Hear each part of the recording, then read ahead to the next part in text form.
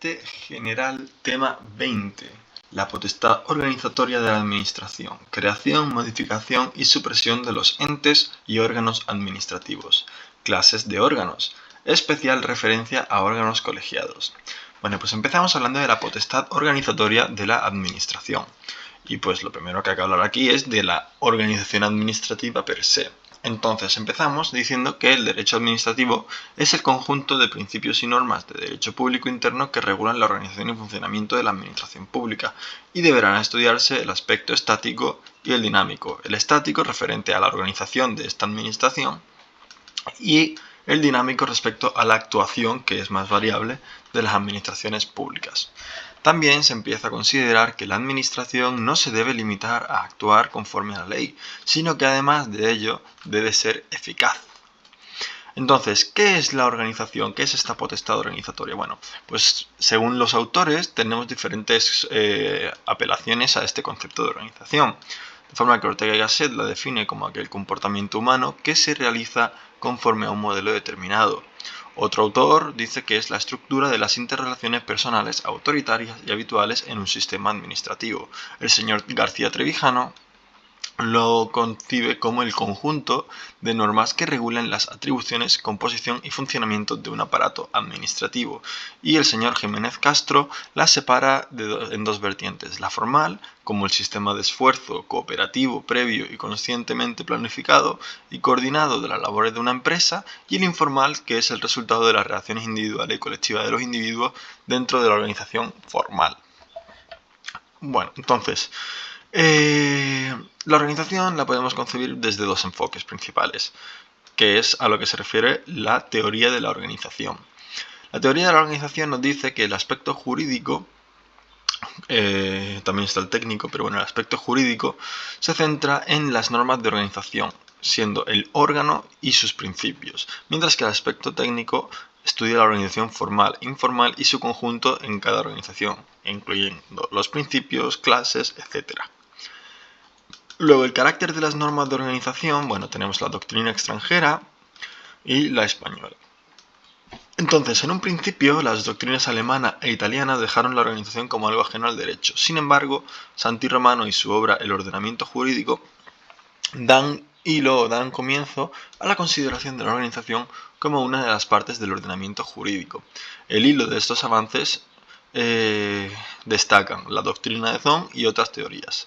Entonces, la doctrina de Zohn distingue entre las normas primarias y secundarias, siendo las secundarias las que nacen para cumplir las primarias y requieren de una organización que haga posible la coacción para ejercitar o para lograr ese cumplimiento. Otra teoría establece que estas normas son las que regulan la formación de la voluntad estatal y el concepto de órgano del Estado, de forma que la legislación jurídica de los procesos de organización radican en la determinación de supuestos de nacimiento jurídicamente válido de la voluntad. Entonces aquí empezamos a hablar de la voluntad, de la formación de la voluntad de los organismos, que los organismos colegiados siempre serán mediante acuerdo, como ya iremos viendo. Vale. Luego, la doctrina de Forshoff considera que en la organización administrativa, como empresa de trabajo, lo que debe servir de base para su valoración jurídica, concluyendo que el objeto de la organización el objeto del derecho de organización consiste en la estructuración de órganos funcionales y la atribución de facultades y obligaciones, es decir, competencias. A la organización administrativa se le atribuyen competencias, es lo que quiere decir al final Forshoff.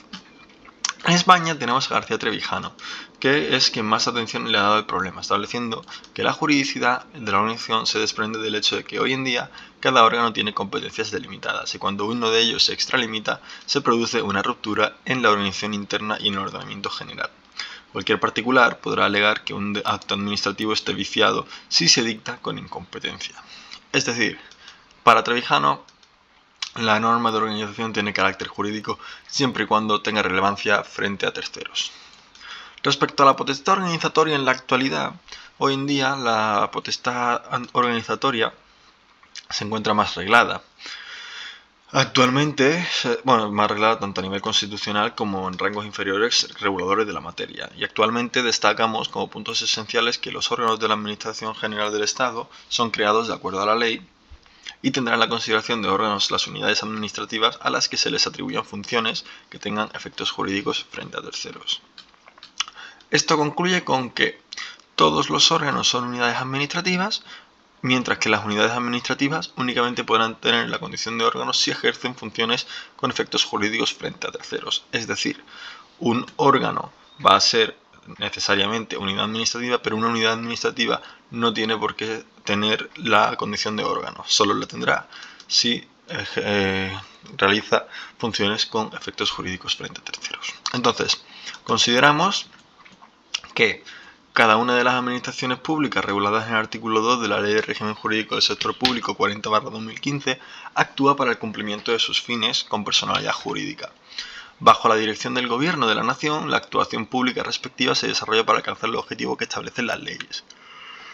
Y corresponde a cada administración delimitar las unidades administrativas que configuran los órganos administrativos, propios de las especialidades derivadas de su organización.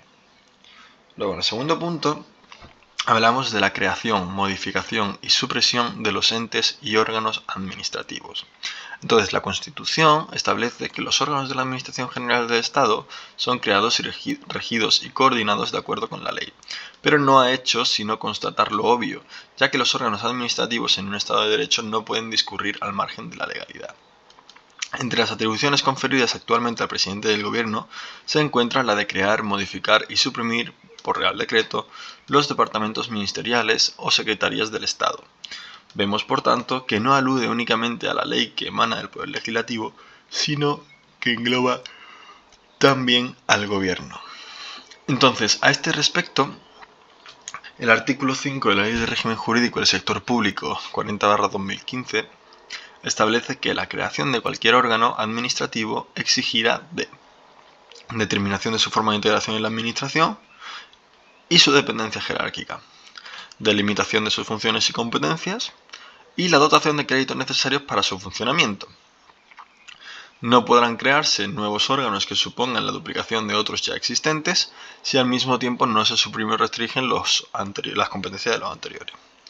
El artículo 59 de la Ley de Régimen Jurídico del Sector Público 40/2015 dice que las subsecretarías, secretarías generales, secretarías generales técnicas, direcciones generales, subdirecciones generales y órganos similares se crean, modifican y suprimen por Real Decreto del Consejo de Ministros, a iniciativa de los ministros, del ministro interesado y a propuesta del ministro de la Presidencia. Luego, los órganos de nivel inferior a la subdirección general se crean, modifican y suprimen por orden del ministro respectivo.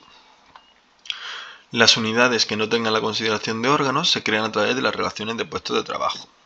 Y luego el artículo 22 de la Ley de Régimen Jurídico del Sector Público dice que la creación de órganos colegiados de la Administración General del Estado y sus entidades dependientes solo requerirá de norma específica con publicación en el BOE cuando se le atribuya competencias decisorias, de emisión de informes preceptivos o de seguimiento y control de órganos de la Administración General del Estado. En esos casos requerirá norma específica. Luego, en los supuestos anteriores, la norma de creación será Real Decreto o orden ministerial. En todos los supuestos no comprendidos en este artículo, los órganos colegiados podrán ser creados por acuerdo del Consejo de Ministros. Y luego la modificación y supresión de los órganos colegiados de trabajo de la Administración General del Estado se llevará a cabo en la misma forma dispuesta para su creación. Luego, la constitución de un órgano colegiado en la Administración General del Estado requiere la determinación de sus fines y objetivos, de la integración administrativa o dependencia jerárquica, la composición y criterios de designación de su presidente, las funciones de decisión, propuesta, informe, seguimiento o control, la dotación de créditos necesarios para su funcionamiento, etc. Entonces, si nos fijáramos en las entidades locales, habría que hablar que en su calidad de administraciones públicas territoriales y dentro de la esfera de sus competencias, corresponde en todo caso a los municipios, las provincias y las islas la potestad de autoorganización, ¿vale? Recordamos que estas entidades van a tener autoorganización. Esto se recoge en el artículo 4 de la Ley Reguladora de Base del Régimen Local 7/1985. Las entidades locales de ámbito inferior al municipal podrán tener potestad de autoorganización en el caso que así se establezca en la ley de su comunidad autónoma. Luego tenemos las clases de órganos. Entonces tenemos los constitucionales y los no constitucionales. La misma clasificación lo establece. Los estatales, autonómicos, locales e institucionales. Los unipersonales y los colegiados. Los ordinarios y los extraordinarios. Los superiores y los directivos. Los centrales y los periféricos. Los que tienen competencia general y los que tienen competencia especial. Y luego los activos, consultivos y de control. Luego, finalmente, tenemos en el último punto la especial referencia a órganos colegiados, y es que primero vamos a hablar de su régimen jurídico y composición, o bueno, directamente vamos a hablar de su composición más que de régimen jurídico y composición. Entonces tenemos el presidente, y es que a cada órgano colegiado le corresponde un presidente. Bueno, los órganos colegiados que son, bueno, son órganos colegiados aquellos que tienen o están formados por una multiplicidad de personas, mientras que los que solo se comprenden de una persona son los órganos unipersonales. Entonces, como son órganos colegiados y contienen una multitud de personas, habrá que estructurar este grupo. Entonces, este grupo va a tener un presidente, y es que a cada órgano colegiado le corresponde un presidente, cuyas funciones son la representación del órgano, la convocatoria de las sesiones, la presidencia de las sesiones, dirimir con su voto en empates, asegurar el cumplimiento de las leyes, visar las actas, etc. Respecto a los miembros, que recibirán información y la convocatoria con su orden del día, participarán en los debates, ejercerán su derecho a voto, podrán formular ruegos y preguntas, obtener información para poder realizar sus funciones, etc. Respecto al secretario, tendrán un secretario que podrá ser un miembro del propio órgano o una persona al servicio de la administración pública. Entre sus funciones se comprenden la asistencia a las reuniones con voz pero sin voto si es funcionario, o con voto si es miembro de la corporación. Podrá efectuar la convocatoria de las sesiones, recibir los actos de comunicación de los miembros junto al órgano, preparar el despacho de los asuntos, expedir certificaciones de las consultas, etc. Luego hay que hablar también del régimen de convocatorias y sesiones.